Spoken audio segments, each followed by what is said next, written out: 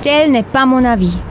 Selon la nouvelle loi sur la censure ou bien l'extension de la norme pénale antiraciste qui pourrait entrer en vigueur en 2020, vous pouvez être condamné à une amende élevée ou même à 3 ans d'emprisonnement pour votre liberté d'expression sur la religion ou le mariage homosexuel. L'État et les médias gardent le silence sur cette initiative ou s'en moquent parce qu'ainsi ils peuvent vous faire taire, vous et toute la Suisse à travers une telle loi. Pourquoi les médias veulent-ils vous faire taire? Parce que si votre propre voix vous est enlevée, on pourra mieux vous contrôler. En étant dépouillé de sa propre opinion, on devient plus réceptif à une autre. Vous devenez simplement manipulable. Pire encore, cela suggère à toute la nation que leurs idées morales sont fausses, ainsi que les vôtres. Cette loi cause de la discrimination au lieu de la prévenir.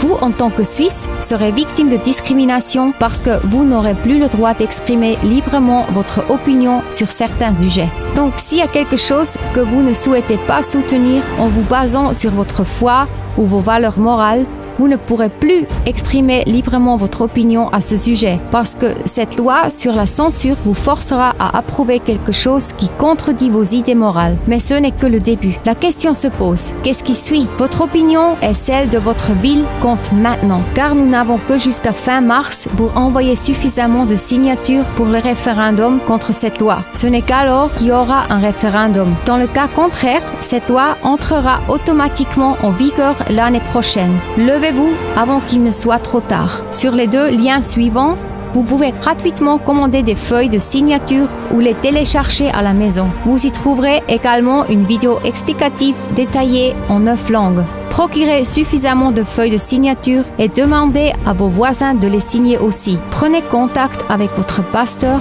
et demandez-lui de jouer nos 2 vidéos explicatives dans le service afin que vous puissiez ensuite recueillir des signatures avec des assistants. Important, veuillez tenir compte de ce qui suit. Seuls les résidents enregistrés dans la même municipalité ou ville peuvent signer chaque feuille de signature. Pour cela, veuillez entrer le canton, le code postal et la municipalité en haut. Chaque personne devra remplir et signer ses coordonnées de sa propre main, donc vous ne pouvez pas le faire pour quelqu'un d'autre. Vous n'avez pas besoin du cachet officiel de votre communauté. Aucun cachet officiel n'est requis avant le 31 mars. À partir du 1er avril, le cachet officiel sera requis. Si vous avez téléchargé la feuille de signature sur l'un des sites web, vous devez la mettre dans une enveloppe, y apposer un timbre et l'envoyer à l'adresse indiquée au verso. Si vous avez commandé la feuille de signature originale, il vous suffit de la poster sans timbre car elle est déjà affranchie.